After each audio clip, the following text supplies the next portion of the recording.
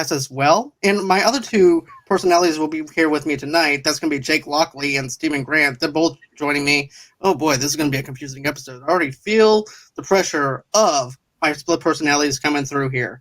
So, without further ado, let's get on with the show.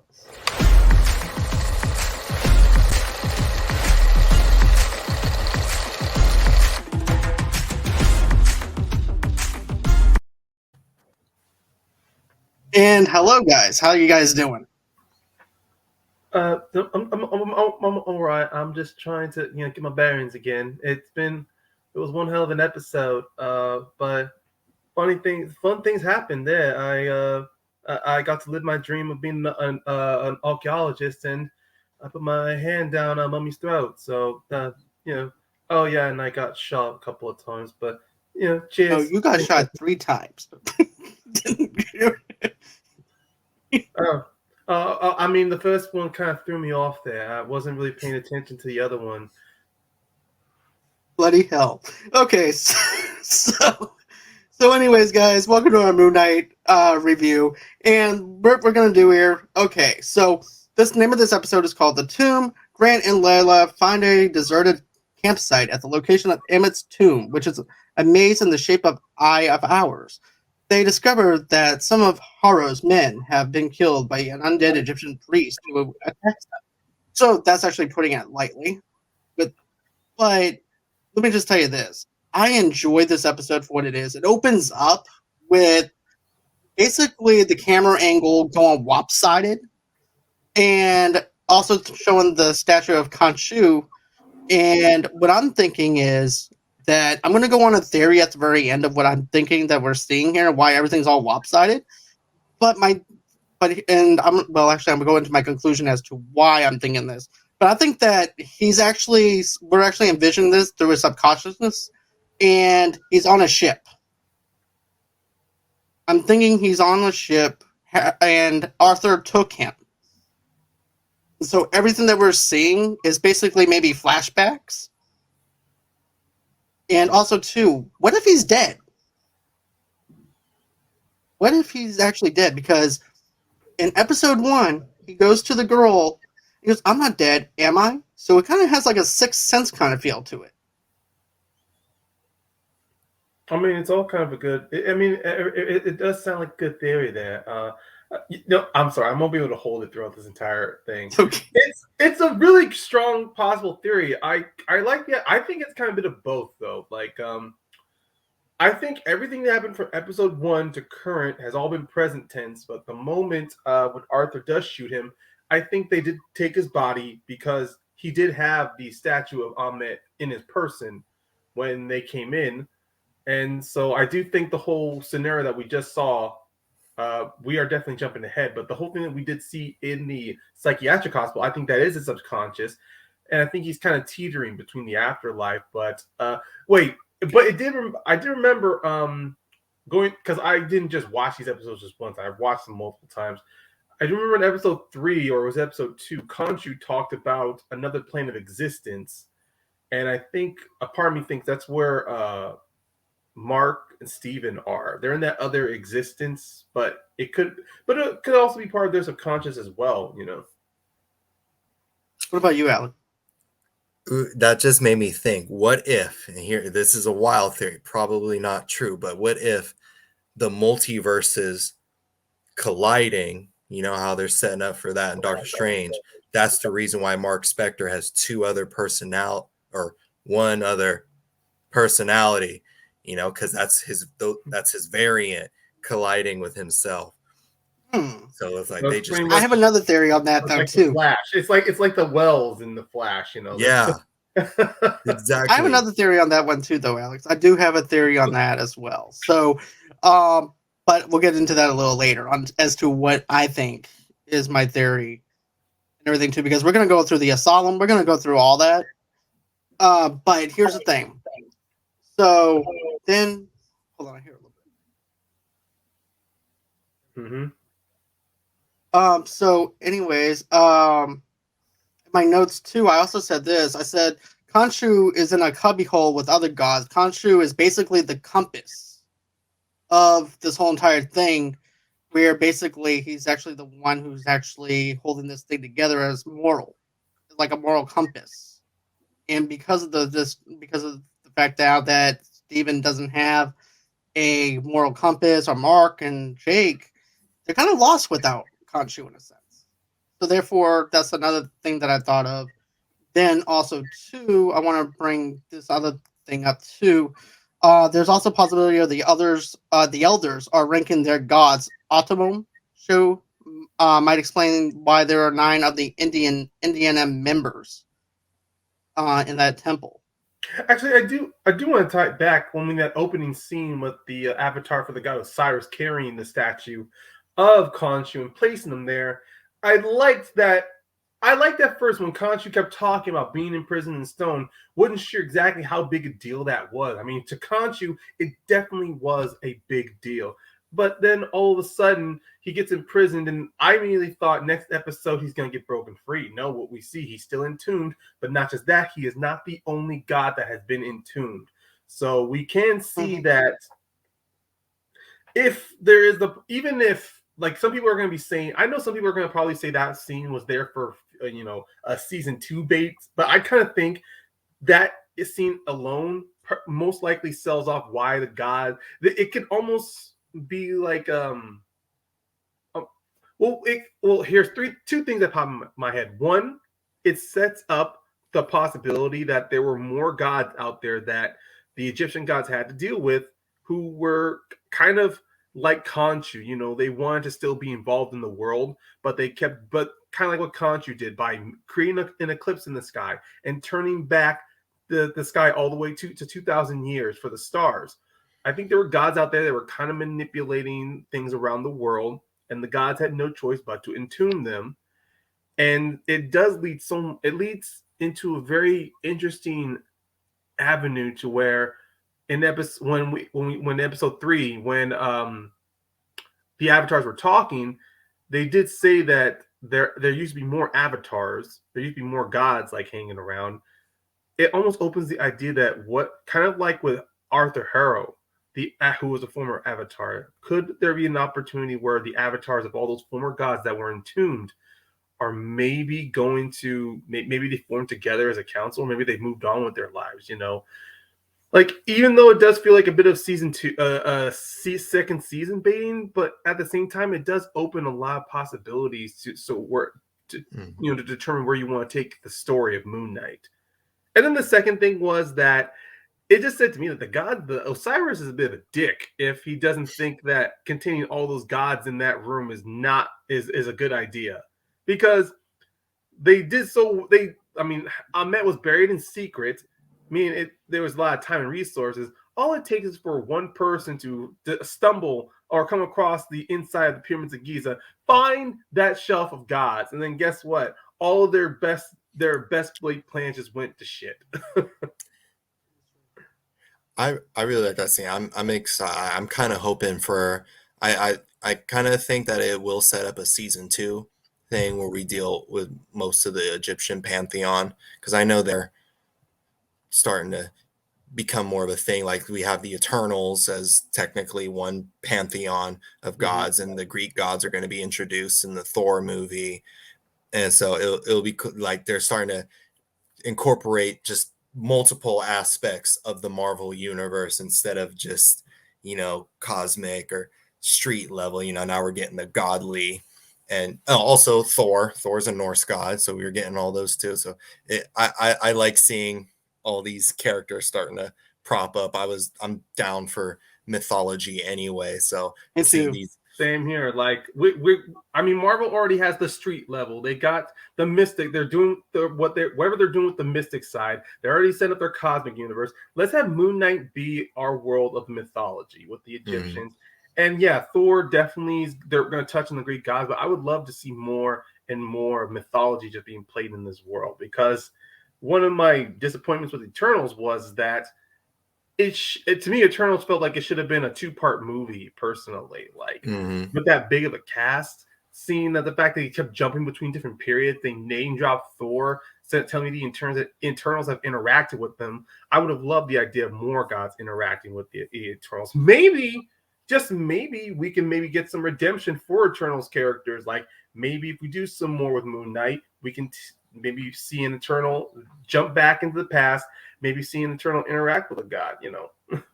And you see, that's what I like about this show, though, is it gives us an opportunity to see how other gods operate and what they do. Because we already seen how the Eternals operate amongst each other and their rules and their regulations on what they do.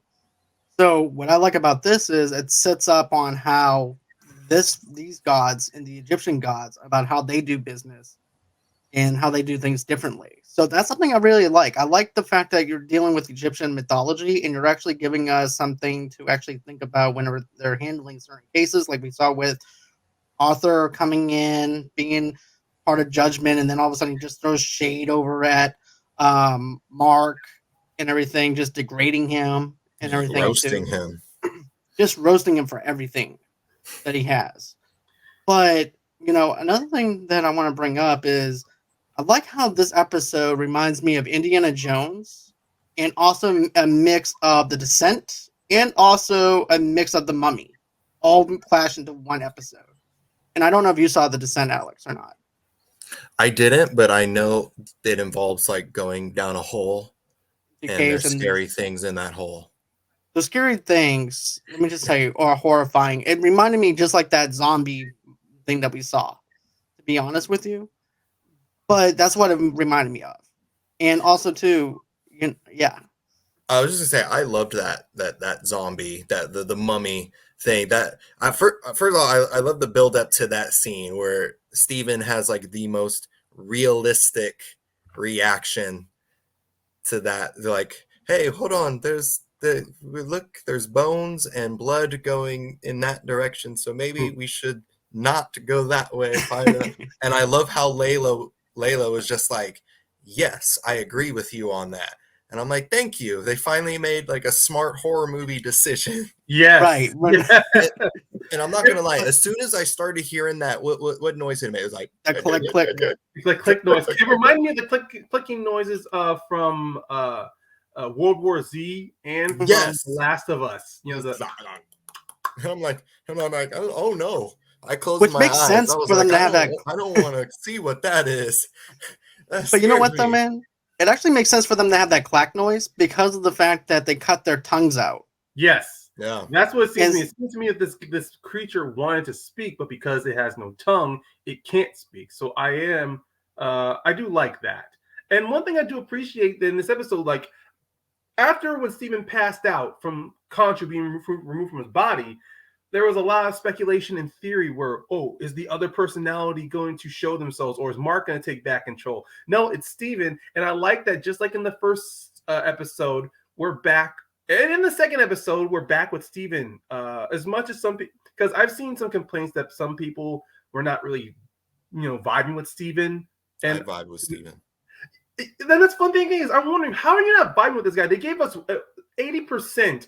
90% of an episode, actually 95% of an episode in the first episode for us to understand Steven, where he's coming from. So now now that he's more into this this life, this adventure he's thrown into, he's getting more and more out of his shell. Sure, he's still a little bit reserved, but you see him, especially that moment in the Jeep going all the way to the camp.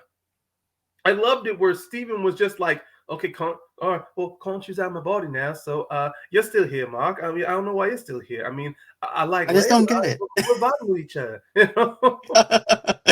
And you see, I love that because now Layla's seeing more of the personality that he's been reserving back, and Layla's liking the more natural look of Steven, to be honest. Like a more slightly confident Steven. I mean, Steven is confident. It's just because we've seen his life in London. Because he's had to strap himself to a bed. He's afraid of what he was trying to do. But now that this is a Steven who's more aware of what's happening to him, he is feeling more of the constraints being let go, which is why I love the fact that Layla is more comfortable around him, especially.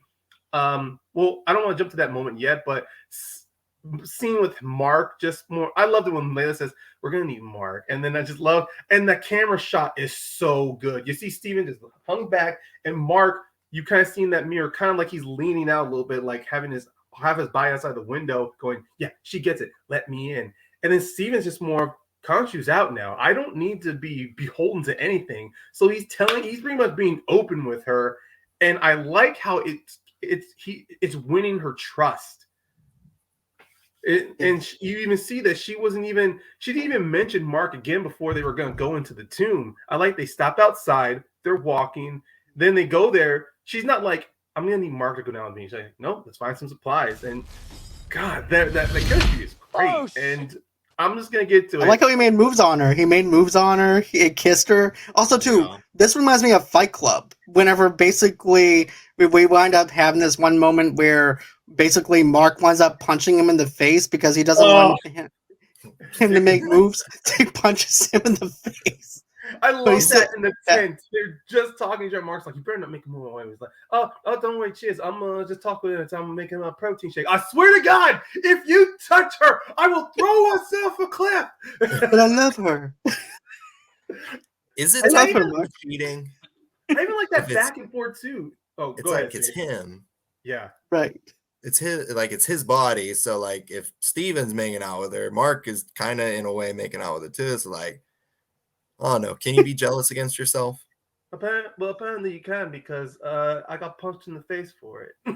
Yes, I was very pissed off that he made moves on Layla, my wife. And I already told him that he needs to think twice before doing it. Otherwise, there's going to be a third time, and I'm going to end up doing more than just punching him in the face. Oh, the focus on that kiss, though. I mean, I like the build up. It was a great build up, though. You see them; they're just having a nice chat, and then Layla, she's just like, "You smell like him." I mean, how would I not? And Mark's not trying to deny anything. And this is also you can literally see in. Did I say Mark? I meant Steven. You can honestly see in Steven's how he's standing. He's really, I won't say uncomfortable, but he feels kind of like at ease with Layla, but also very unsure of like what to do. So when she goes in to make that kiss, instead of letting it happen, he tells her the truth about Khonshu's design for Layla. And then you see Layla looking a little bit sad, and not sad, but very disappointed. Like this is once again something that Mark made without her. And we have seen with Layla, she wants openness, she wants trust, and I like it. She wants honesty. And then get that awkward. I mean, I even though some are gonna say it's awkward, it honestly feels to me this is the first time Steven has kissed somebody, because you see that he put his hands on her shoulder, not just as a bit of comfort. Yeah, but he's kind of letting her know, like, hi, I want to trust you. And then I'm here. I'm here. And then he's slowly going in for it. You can see her go back a little bit. And even Steven's going back. I rewatched this clip. I rewatched that moment because I know there's going to be some asshole out there that's going to go, oh my God, he should have asked for permission. Like, shut the fuck up and look at the scene. This is Steven. Right. Unsure of what to do, taking the lead, going for it. If Layla did not want to kiss him, she could have moved out the way, punched him outside, or else knee him in the stomach. She's capable of taking care of herself. She is very capable. Yes, very. And it is a very awkward, but it's also a very sweet and innocent moment, too. So, I just love how he was getting nothing but top lip, too. Yeah. Right here. All right. I mean, and Layla's like, whatever, dude. All right. Yeah, I'm in it. I'm in this. I got you. It's also a good way for Layla to once again really know that there is a difference to really see the difference of Steven and Mark because of how Steven is. Like, it looks like his first time kissing with someone. He doesn't know for full lip-to-lip contact. And like most of us has probably had some awkward first kisses or just some awkward kisses in general, not just from being sober. I'll tell you this. Sometimes when you kiss, sometimes you're not hitting the mark exactly, or the rhythm is really off. Sometimes it kind of feels like you're just doing a thumb war with your lips when you're kissing, just like I can't get it right. Yeah. But like when I was watching that, I kept thinking about that stupid comedy skit from Key and Peele. It's like, take a peach and practice, take a peach and practice, take a peach and practice. I remember that. Oh my God. Although that skit was not referring to kissing. No, it wasn't. But I'm just saying. I remember that though. I remember that skill very well. Yeah. Still very much applies to it. But anyways, I definitely felt the connection with them two. out there like that, and of course Steven going for it. And he has more confidence in this than he ever did in his whole entire life. But also, too, it goes back to Layla wishing that Mark was like Steven, to where she wishes that she had what has that personality of what Mark would have, and that's what she's missing. So in a way, Steven is basically the missing piece to her and everything too. So basically, they're both missing out on something in their life. So that's something that was something that I thought about. That was like a deep cut for me as well. Another thing I liked was Steven being geeked over the statues, and he says, "If the statues come to life and ask me to ask him a riddle, he'll be thrilled. The riddle of the Sphinx is part of the Greek mythology, haunches of a line of wings and a bird." But So and the Sphinx also, because of how it's tied to Egyptian mythology as well, that is also crossed itself over. But I do agree, like the Sphinx feels like a very I won't say flex. It's a shared creature amongst, like, to the Sphinx. It's kind of seen as a guardian or kind of like an overseer or a watcher when it comes with the dead. And in the Greek mythology, it's a creature of terror, where it's just like it's watching the sea, but not because it's protecting it. It's because it's hunting it. exactly. Which makes me think they must have been real at some point. What if sphinxes were real? If they were across multiple mythologies? That's just my conspiracy theory of the day. Well, What if it was something? or What slightly if it was something that they didn't know how to describe it? It could be just a bird, and they didn't know exactly how to describe it, so therefore they described it in a way that they could understand it. But that's Yeah. just It was just a cat that jumped really high, and they were like, Jesus, it can fly. Or maybe Greeks have never seen an emu before, and so they thought, what in hell is this creature? Or, like an Also ostrich. very possible. No, but I do agree that Steven being so confident and him embarking on this infinite journey, like even when he's geeking out over the statue, once again, to tie back what you said, John, about Layla wanting Mark to be having some type of not just fun and personality, because she did joke that the only thing good about Mark was his suit, like that, and that was the only thing going for him. Almost feels to me, and it's like, I don't think it would be a jab at Mark, but it does feel to me like it ties back into her when she's making that passport. It does seem to me that her marriage with Mark almost felt like it was just something of passion, and not because these two really felt like they were there was a connection between the two of them. Especially when we learn later on there really was no connection.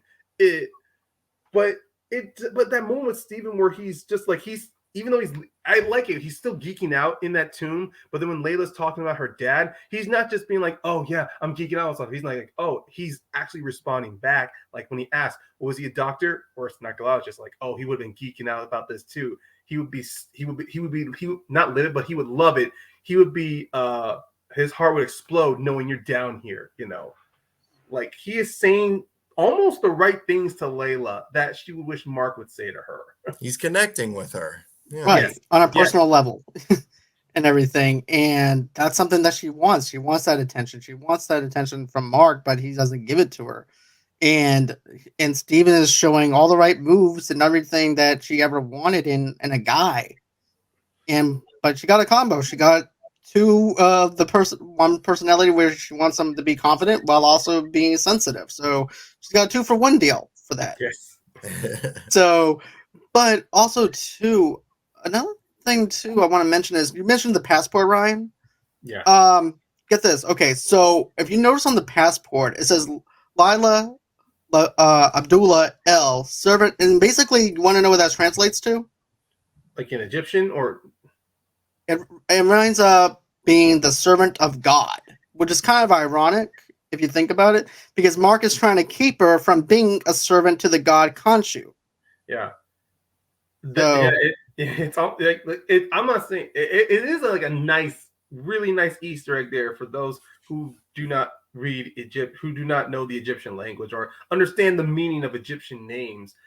And also, I mean, but then going back in with Mark wanting to protect her, we do see in this episode that she really can't handle herself, especially going back to that mummy where You see that mummy shows up with that guy who was with Harrow at the dig site. You see, like they're not, and I like it in that scene. The camera, it's majority on Layla, where it's got that nice upward angle to where she's crouching on that table. Once that mummy, he starts cutting into the guy, and then nice subtle movements to where he's taking out organs and he's just putting them into a bucket or a jar. And I like it for Steven. He can't see completely. It's like the camera I like the choices made here, where we're getting the whole thing from Layla's perspective, but it's still obscured from Steven because it's kind of like the camera's like with Steven's trying to be confident. Like, should we get more but not be seen? Get more but not be seen. And then it's not until Layla's in trouble, Steven makes the attempt to, move forward. I really enjoyed that scene too. I like how it gives us a taste of what Disney can do with a horror genre. Because like, even though this is still like a PG-13 type of show, like you could still make it scary in a way. And just like that shot of her face, as you can just hear the noises of the body being ripped open, like that's enough. Like in that weird noise that thing it kept doing, I can't replicate it, but like that was enough to get me to just be like, oh dear God, don't make any noise. And then when she like started moving away, I'm like, girl, stop scooting, don't scoot. And the thing broke, and you just hear it go. It starts crawling. Wasn't it crawling into the room? Yeah. I think it was kind of like almost moved, like not scuffling, but kind of like because it's all bone, it's almost like it's like pocket moving forward. Like it's just like I feel like it was pop locking itself all the way down. It's breakdancing. I mean, Bust it was move. pop locking when it was You going done slow. messed up now, Mark Spector. Yeah. Just what? It's like yeah. I'm like, nope. But you know what though? Too, you mentioned the horror aspect, Alex, and what I got from that was you see a bloody room for a set piece. I'm like, wow, that's even dark for Disney to go that route. And they don't show the blood splatter or anything. They just show us blood on the floor to indicate how dangerous this thing is. Mm-hmm. And that's all you need. You don't need to show the guts. Just mixing all the fear. The mixing of that part of the episode was scary and jaw-dropping for me as a horror fan, and being able to hear that clacking, and then of course, whenever you know that tongue has been removed and he can't talk, or and then the cracking of the bones as he's walking, it made my skin crawl. I'm not gonna lie. For a Disney TV show, it did its job for what it did. I will also add. Go ahead. Well, I will quickly add the smart decision when he was cutting open the guy. In most horror films, they like to really turn up the volume on the cutting. It just sounds like it's a violent, aggressively like slosh or a slash. This one, it felt kind of realistic, like like watching a cop show and you're seeing a doctor at a morgue just open up a body. It's just more of like he's cutting in, and then guess what? You don't hear anything, and you hear some slooshing sounds, but at the same time, it's the horror of what you're not hearing, and then seeing that, and then from Layla seeing that hand just drop an organ into a jar. It's very scary enough to know, like, I don't want to see what's happening, but I don't want to be here. Exactly. Just the noise of the body being ripped open. It wasn't too much. It was very methodical. It was intentional about what it's doing. It's like, oh, this is a thing I used to do when I was alive, so might as well keep going.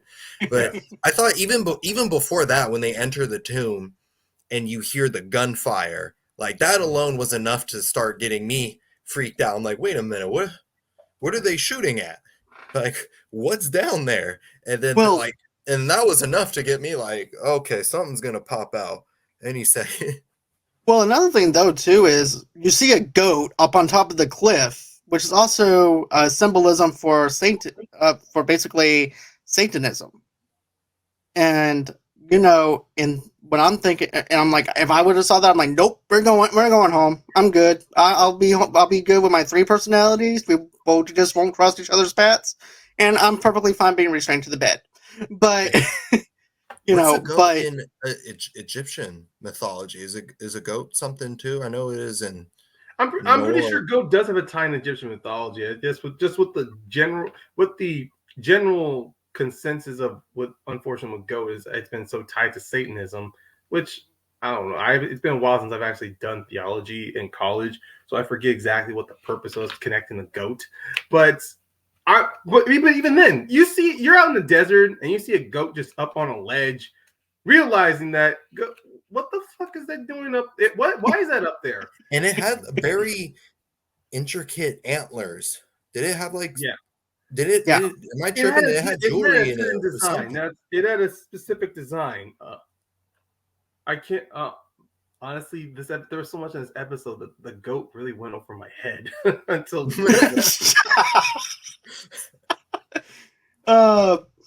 But you know, I like that. Then, of course, now you actually get to see the inside of the tomb, and the tomb itself is very claustrophobic. I thought they did a good job with that. Also, too, I like how it looks like a maze. And get this, whenever I think of a maze, I think of a couple of movies. I think of The Shining. I think of other Labyrinth. I think of other stuff that I've seen.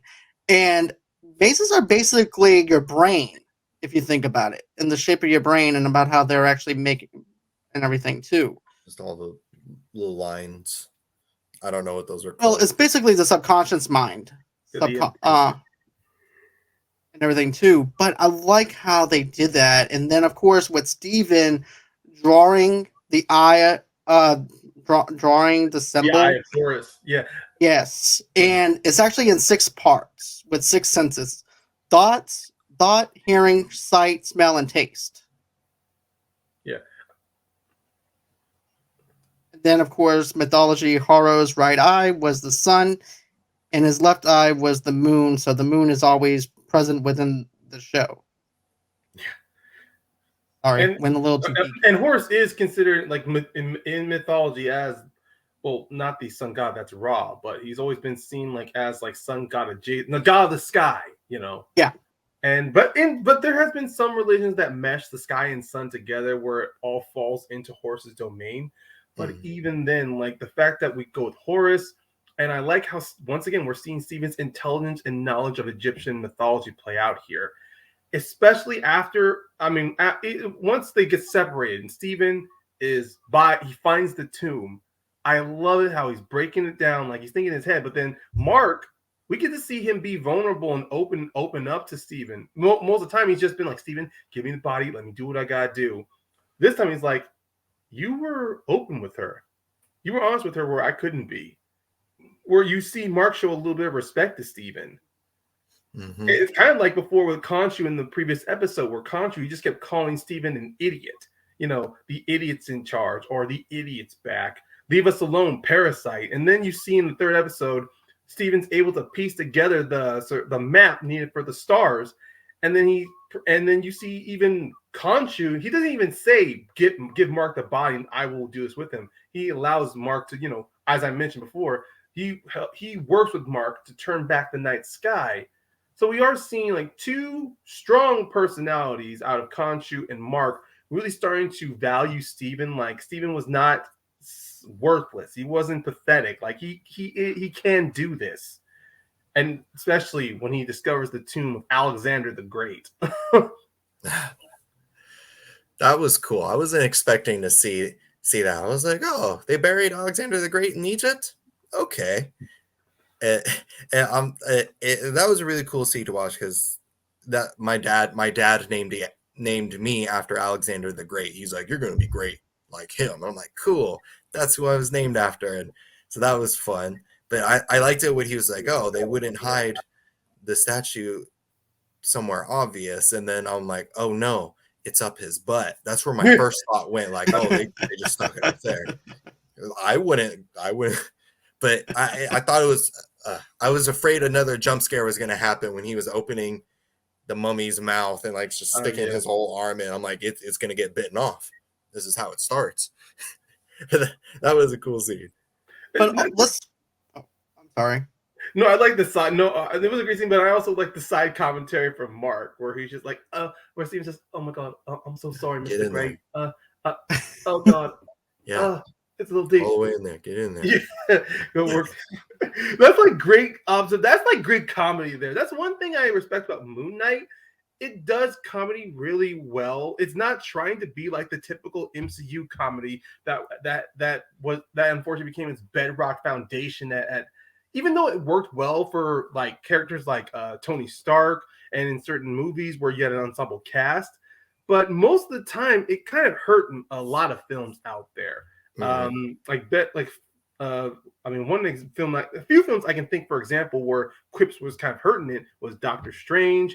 I'll even say the Spider-Man films kind of, whenever someone quipped, it hurt the comedy because the comedy was much more like generational comedy, like teens just not knowing what to do and all that stuff. This one, there was no quips from what I know of, but everything was just more of something happened, someone's reacting, somebody did something, someone's reacting. It's like reaction comedy based on reaction, though. And I liked how the whole thing's working itself up. And it doesn't play, and it's not playing comedy for comedy's sake either. Yeah. That's what I like about it. It knows what it is and the identity of what the show is. And the humor just works for it, right? Because of the fact that it's dark humor mixed in with this lightheartedness of this character they created. And that's something that I really enjoyed with it. Then, of course, when we see Steven going into the mouth, I've seen way too many mummy movies to where basically you grab something wrong and all of a sudden that thing comes to life. Yeah. So I'm thinking that we were going to see a full flesh.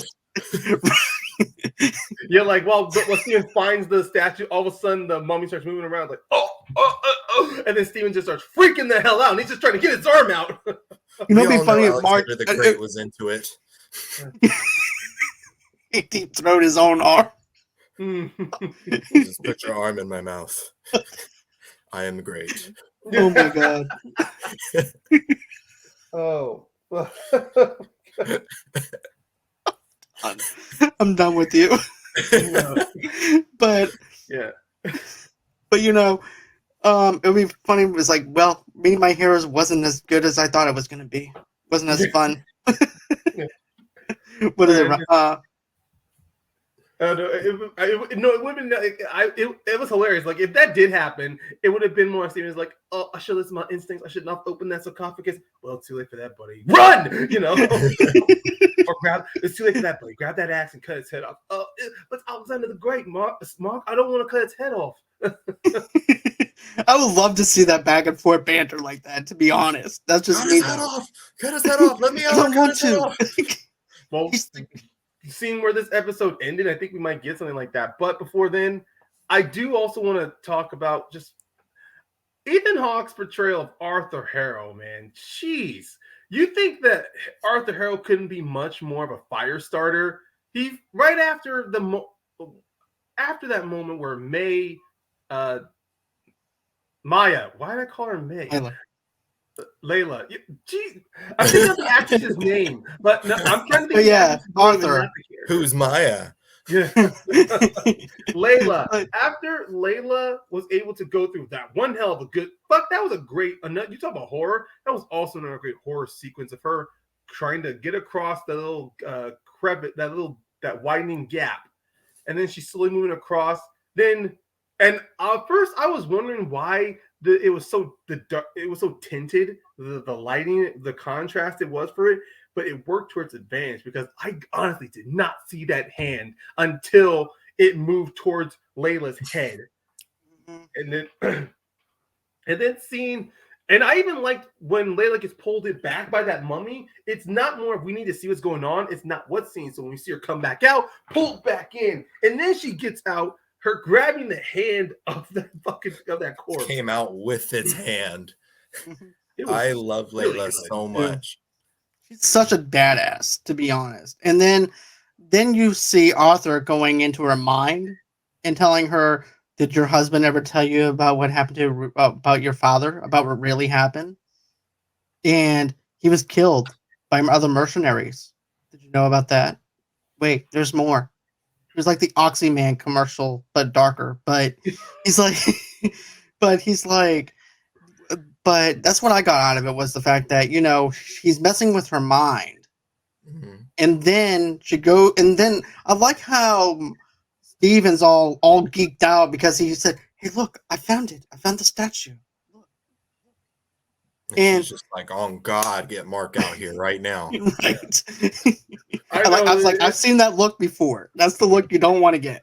I even loved how Steven was not even fighting at that moment, where he's just, I don't want to be Mark out here. She's like, bring out Mark, and then just the change, like, okay, I'm here. And I like how the camera angle switches to the side to show the transformation of the face, facial structure of him transforming into Mark. So that's something I really liked. That was cool. That is definitely one highlight this show has done, with camera angles and how Oscar Isaac is able to how it makes choices on Oscar switching between personalities. And honestly, when that moment happened after when Hera was just saying, that's one thing I kind of found was interesting. Before when we always see Harold do his thing where he's reading the scales, I wasn't sure exactly what that entailed. I mean, a part of me felt, okay, he's using God power to look into someone's life. So when he is saying, "Oh, I read his scales, I know what happened with Mark," I was just more of, it definitely showed two things. One, Arthur did not know where the hell the sarcophagus was, so he definitely needed someone to lead him towards it. So there was Layla, and then he figured, oh, I'm going to kill two birds with one stone. I'm going to empty out, I'm going to reveal Mark's sins, and then I'm going to have Layla lead me to it. And it works because you were right. When Layla was there, she was more of, I don't care about what's going on right now. I want the truth with my father. And unfortunately, that was a weakness. That was a weakness that she should not let take control of her. I mean, she does a great job of not trying to show Arthur that she's messing with her. But we can definitely see the moment she sees Steven, even though she knows that's not Mark, but she just knows it's Mark's face. And she's just, all that comes out. And I love that the moment of confession for Mark, where he reveals to her, I didn't kill your dad, but I am responsible for his death. Like he says his partner, even though he says his partner got greedy, I do like what she says. Yeah, you didn't kill him, but you brought a killer to him. She knows he's not, she knows he didn't pull the trigger, but he's responsible for the circumstances. It's a way of taking the blame off of Mark, but not completely forgiving him. Yeah, give him something to feel guilty about. I think that also in a way sets up, hopefully, of the villain for season 2, Bushmaster, which is, I guess, the other mercenary that he that I think that's the one, Bushmaster. Bushmaster. Really? Yeah, okay, I'm just watching the show by show. I'm not sure. I wasn't trying to read, because when it came to Moon Knight, I just looked at the basics of the character, and that was it. I didn't want to learn any more future stuff. But yeah, because I think okay. Cage. kind of teasing the next story. I was also thinking Shadow Knight though too. I was thinking, I forgot what the other character I talked about last episode though. Anyways. I'm also gonna have to talk about this though too. There's something that I really have to say. That's how dark and gritty Arthur is. And he comes in there, he shoots Steven. Oh, okay. Well, we actually have thoughts on third personality being Bushman and not Jake Lockley. Okay, I'm gonna get into that in a few minutes. Luke, so stick around for that, because I have a theory about something that happened in the asylum and stuff like that. So stick around for that. And I didn't realize I was live, but anyway, stick around for that. So anyways, what I'm going to get to is this. So we wind up seeing how dark Arthur is. And so anyways, he winds up shooting him 3 times. He goes into the water, goes into this dark abyss, and next thing you know, he wakes up in the asylum. So this scene is just perfect. You get to see Mr. Crawley there, which is also the guy that he sits with at the park. Living statue, yeah. Yep. So he's there. You see the characters also from the security officers over from the museum. Then you also see, of course, Arthur, and also too, I like how they acknowledge the glass in his shoe, even in his subconscious mind. It still lingers there, that glass. Yeah. So, I thought that was really cool what they did there. And then, of course, you wind up seeing Layla with and of course, there's those cards again that I talked about in the first episode. Those postcards.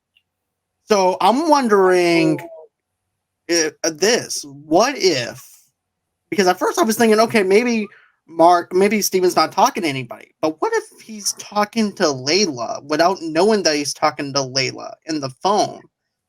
And those postcards actually come from Layla now, and he doesn't realize it. And I'm also thinking that this is actually flashbacks of the past and everything before he got shot, and this is just us viewing it through his personality and everything too, because now we might be all caught up, and these next 2 episodes are going to be in present time, basically, because we see the whole entire deal where everything's been slanted. Every single time when you see him, he's always falling on his face. You always see something going upside down. You always see different camera angles, right? I'm thinking he's on a ship the whole entire time. I'm thinking that Arthur has him captured, and he gave him something to subdue the third personality. That third personality is in that sarcophagus that we see. And I'm thinking that the reason why he doesn't want that third personality out is because Arthur knows that he's in trouble. Even without Khonshu, he knows he's in deep shit. So that tells me that this third personality is something bigger than even Steven and Mark is, and everything too. So that's me going off the cuff on that. But I do have to say this. I think that we're dealing with a fourth personality that's actually bigger than they are. I think, if I'm going to say this, I think that might be Jake Lockley. But if not, what's the fourth personality, Luke, if you don't mind me asking? Because if there is a fourth personality, who would be the fourth personality if it's not Jake? Because it's got to be something bigger. I like what Luke said in the comics about the third personality being Bushman, not Bushmaster. Bushman. Okay. Yeah. That would be an interesting twist. That would be different, but also kind of cool. Okay. Okay, I get what you're saying, Luke. So yeah, that would actually be interesting. That actually gives Arthur a reason to be scared of him, since he would be actually Bushmaster and everything. So I think that would actually be different. But I'm still thinking that Arthur gave him something to actually keep himself there. Mm-hmm. And that's why, and also too, this stuff actually reminds me of Inception, with the tilting of the ship. And then, of course, Arthur's, and this also reminds me of The Matrix in a way, where everything that he once believed is all BS and everything too. So he's going to try and keep Steven there no matter what. And also too, we see that tape that supposedly that is supposed to be a Stephen Grant type of personality, and that's what he's precipitating off of, which he's trying to convince himself, because he wants to keep him there because he's afraid of that third personality. But what do you guys think about that? Yeah, it's really difficult because when I saw that leading that opening with that little tape of Dr. Stephen Grant and the boy sidekick, I thought, oh, we're looking into Mark's past. This is where the identity of Stephen formed from. I thought this is where we're going to look into Mark's home as a kid, but no, this was an asylum. And yeah, we're seeing Mr. Crowley, we're seeing the security guards, we're seeing Donna, we're seeing the lady who set up the identity for the passports, like all of these characters here. And I felt to me like, what is happening? Like, even the douchebag museum supervisor's in there too. Yeah, like all these characters that Steve, but then at the same time, going to myself, Steven never Mark has interacted with the lady, the passport lady, though. But it's still but it's funny how we see with Mark, he's just drugged out, like, and just seeing like he's just reacting to everything. And once again, another great Ethan Hawke performance as that psychiatrist. Just like, it's still the great camera work. Like, camera trees were so great.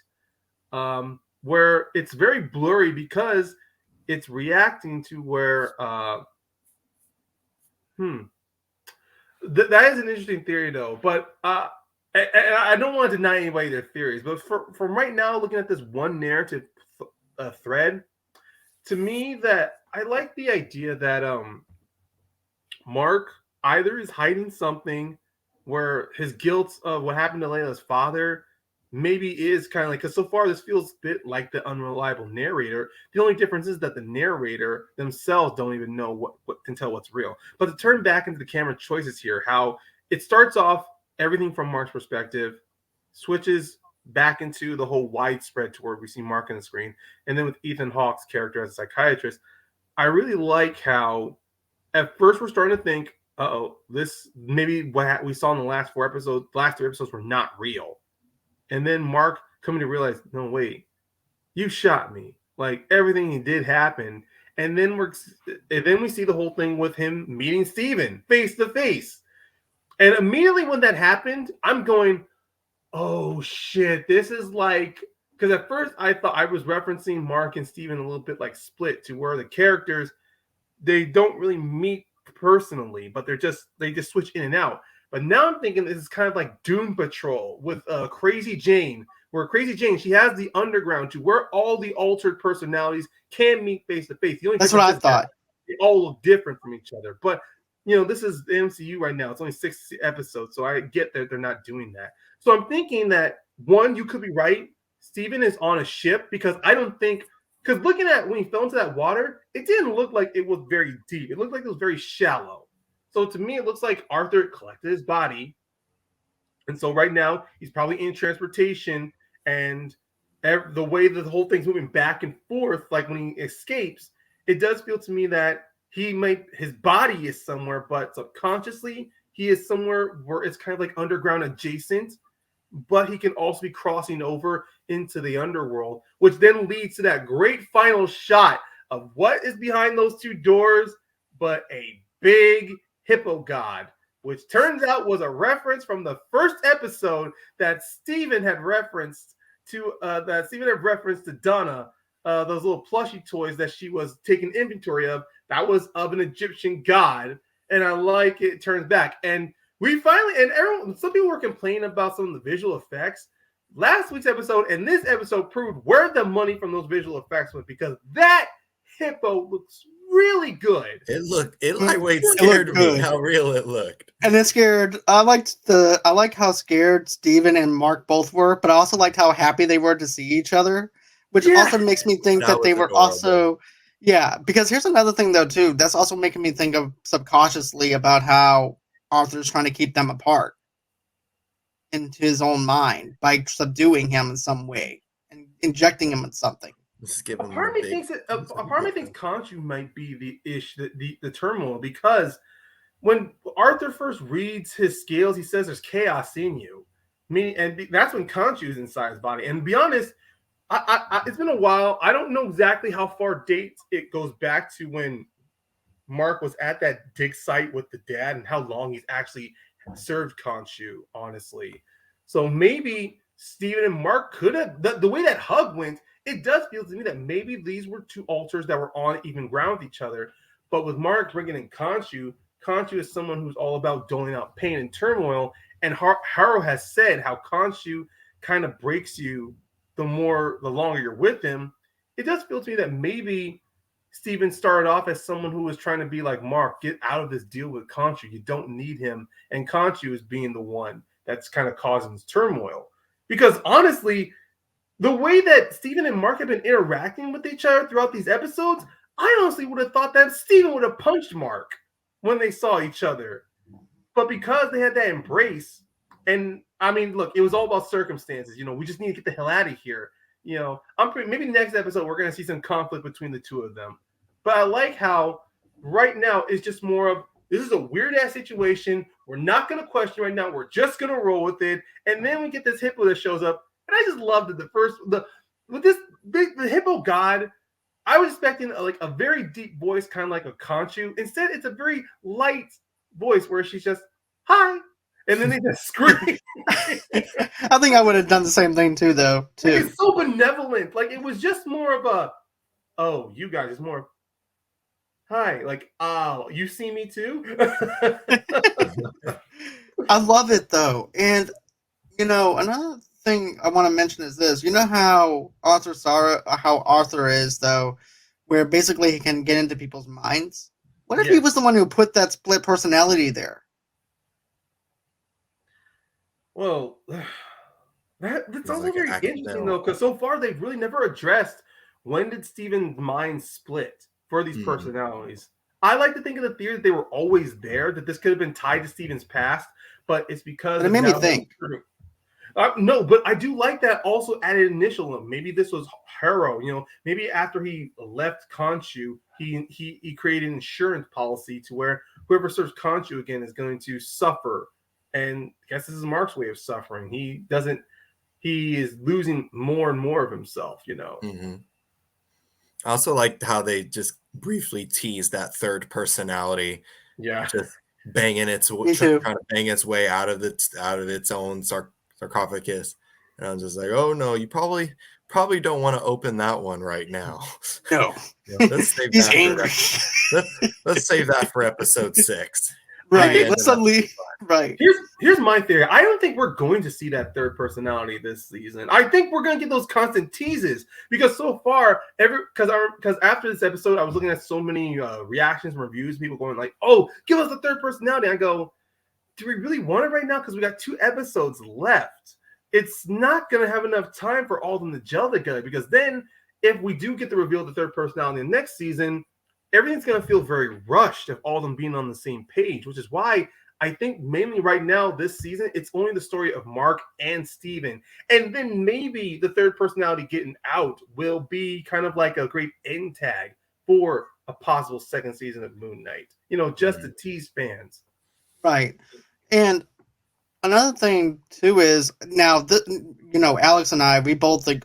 I know that we're gonna probably agree with this when it comes down to Luke Cage.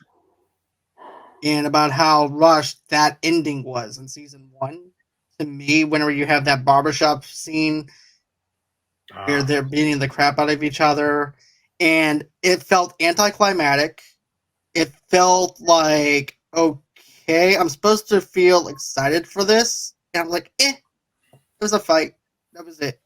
I feel like if they do that with this, I would actually have that same reaction if the third personality was let go. But I'm gonna go on Luke's theory real quick. I'm going with a purgatory equa mind maze that Ammit has made. Turret is going to help Mark and Steven get through to find and free Khonshu and get the suit back, which to me is more fitting than getting that third personality.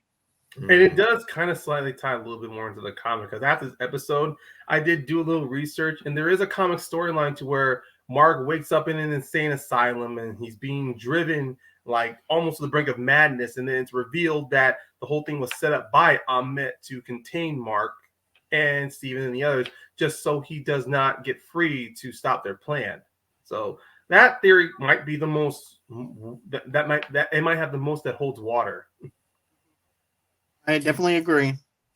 There was a fun theory I heard talking with my friend who does like a podcast. I believe it's called MCU Rewind.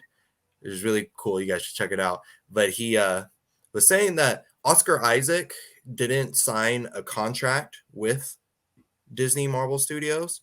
Mm-hmm. Oh wow! So it's like he's just waiting to see how Moon Knight's received by people before he signs on for more, or he's not doing more. His theory was that, like, how they were teasing that, oh, Layla's going to be the next avatar of Khonshu if Mark doesn't play ball with him. That he was saying, like, he thinks that Layla's just going to become the MCU Moon Knight. And that was a theory that I wasn't particularly upset about, because I do love Layla. They have shown her constantly being a badass throughout this series. Like the MCU does a better job than most movie studios when it comes to handling their female characters. But with Layla, I think she's the best superhero girlfriend that I've ever seen, because she's not worthless. Mm-hmm. They don't make her the damsel. Like when she gets pulled into the abyss by that zombie, like my first thought was like, did they just kill Layla? But then she just comes bursting out with the mummy's arm. And I'm like, she's a gangster. And then even when it's trying to kill her with its bone, which I thought was a cool touch, trying to pale over the bone, and she just jabs it in the eye with the flare. Like, that was so cool. I'm like, why is Layla such a badass? I love her so much. If they do that kind of swerve and like Layla's our Moon Knight, I would be like, okay, I'll be down with that because you developed her within 6 episodes. Yeah. You gave us really, stuff. Yeah. They've shown her to be so much more capable than how Mark has been describing the whole thing, especially with Mark.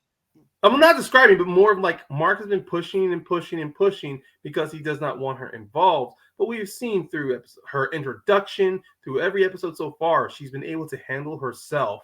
And we're not saying that Mark is wrong not to include her, but we also see why Mark is right, because Khonshu has noticed, because Khonshu has been taking notice on how he might see her as a better candidate compared to Mark.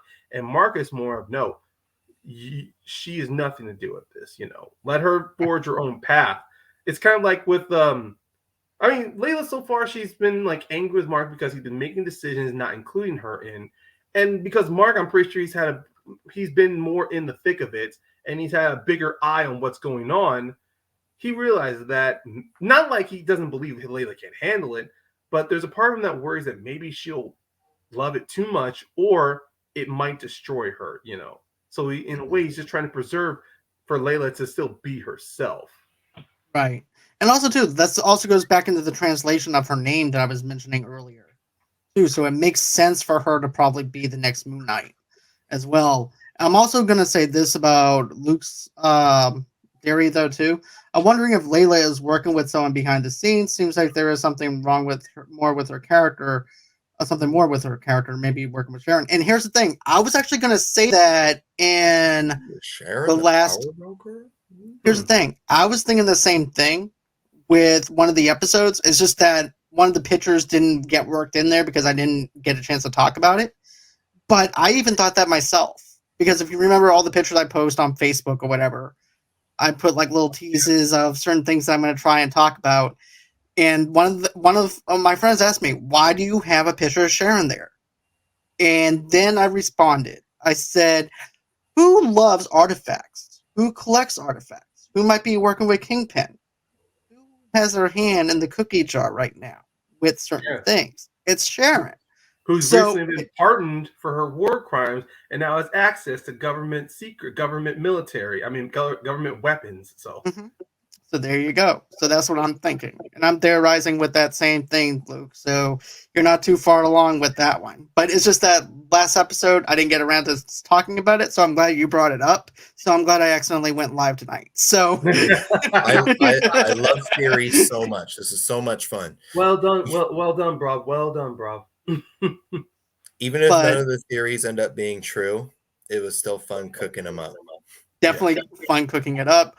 Also, too, I'm definitely going to be editing this later on anyways, so Luke's comments is still going to be there, and everything else. It's just I'm going to be inserting pictures and stuff like that, so it's going to be a fun one.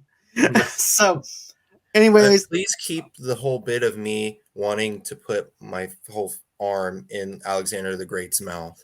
Not me, but I'm pretty sure. I'm also pretty sure us popping and locking as the mummy is also going to stay in there as well. I promise you, all that the fisting, the fisting, and the pop locking is going to be in there. A lot more. And then of course our practice Steven kisses, it's like that's all going to be there. I promise, fellas. I know that I can be a dick whenever it comes down to split personalities, but I promise you that's going to be in it. But one thing, I know you want to wrap up soon, but one thing I will say is kind of funny. Before we got on, I was just once again going over just like a couple of articles. I came across on Instagram this post that someone made this graphic of WandaVision, Falcon Winter Soldier. Well, now Captain America Winter Soldier, Loki, What If, and Hawkeye, all 5 Marvel shows, and all has snapshots of characters in the 4th episode with the line, Marvel shows that get it right in the 4th episode. I can see that. Yep. Sounds about right. I mean, it's not a bad point because the 4th episode of almost every Marvel show this season have been fantastic. I definitely love it. That's when it all pops off. pop, lock, and drop it, and also fist it. So let's. Gotcha. Remember, All when right, you're guys. the So mummy, you gotta get it in there, get it in deep. you just got to get it in there, dude. Just get it in there. Get it all the way in. There you go. So anyways, man, Ryan, man, it's a pleasure to have you on again. Yeah. And everything for this. And also, too, and everybody's wondering where Rossi is and everything. I just want to say that she had a family emergency and she couldn't be here tonight. So keep her in your thoughts and prayers. She was sick last week and now this happened. Just keep her in your thoughts and prayers. And also, too, comment in the comment section. Let her show her some love. Just show her some love from all the fans and everything, too. So, all the love. Peace and love. 100%. So, anyways, Ryan, where can everybody follow you at if they want to go in and follow you, watch a wrestling podcast and all that good stuff? Oh, well, it's nice that you talk about a wrestling podcast there for a second, because my wrestling podcast, which is called Wrestling Ramblings and Rages, it's available on Spotify, Apple Podcast, Podbean, Anchor Podcast, and Google Podcast. I co-host with my buds, Brenton McPherson and James Shimo. We have new episodes coming out soon. We most recently did ourselves like our own March Madness of wrestling moments, where we set up 3 different brackets, all going down to the best wrestling moment in between the 3 of us. We didn't do no polls. We didn't throw this out there for a popular vote. We all just decided amongst the 3 of us which moment was great. I think you all might like it, or you just might, go up in arms about it. But you can just find our episodes, just leave a comment, and let us know how we're doing. We like to hear feedback. We want to improve ourselves. And Jesus Christ, Steven took over for a second. But to finish up by saying that we really do appreciate the feedback for our podcast. We want to keep growing. I mean, look, this is not something we want to make a career out of, but this is something we love to do in our spare time. But we also love to hear what other people are saying. Even if you don't want to follow us, just leave a comment, listen to an episode and tell us how we're doing. And Jake, where can everybody follow you at? Because right now you're not to be seen anywhere on the show, but where can everybody follow you at? I'm just waiting on my paycheck. You're just happy to be here. As soon as that check rolls in, I'll show up. That's all there is to it. Pop, lock, drop. You guys could find me here at Movie Lovers Unite, but you can also find me at A-Town Reviews over on YouTube, and you can hit me up on Instagram or Twitter at A-TownAlex3. I like to post my crop top photos there. I'm going to advertise that every single week. I only have 2 photos up there, honestly, of my crop top, but hey, the more followers I get, the more I'll post on there. So looking forward to seeing you guys. And you can also go in and follow my PG-13 pictures, wherever you guys get your pictures at. But anyways, you can also find me punching Steven in the face for sleeping with my wife. So you can. Well, technically, it was the lovely little smooch. I mean, believe me, bro. It wasn't just a smooch. If sleeping had gotten involved there, bro, trust me, you would know the next morning. Okay. So anyways, you guys can go on and follow me underneath Facebook, underneath Movie Lovers, TV Lovers Unite on Instagram and on Pinterest as well. You got an audio-only podcast. You can go in and get that wherever you guys get your major podcasts from. Oh, also, too, go over to Good Pods. Good Pods is basically your social networking for people that love podcasting, or if you're a podcaster yourself, rate individual episodes. Give us a tip over there as well. Of course, if you want to also tip us, just go on ahead and go over to buyusacoffee.com/movie lovers. And then, of course, you can also go on ahead and follow me underneath Movie Lovers Unit on Twitter, Movie Lovers Unit 0 on TikTok. If you're a sponsor and would like to be on the show, all you have to do is reach out to me at movieloversunite@gmail.com. And what's going on, Jake? I'm sorry. I'm still laughing. No, you're good, man. You're good. I'm but not yeah, here. I will. Just like how we do in the show for the last 5 episodes. About to be 5 episodes. Anyways, that's about it for the show tonight, guys. Thank you again for joining me, Steven. I do appreciate it. Well, hopefully you'll be back with me next week. And thank you, Jake, for showing up finally. It's about time. Here I am. So, always until next time, guys, it's been real. It's been fun, and I can't wait to do this again. And thanks again, Luke, for commenting in the comment section. That means so much to us. And always until next time, guys.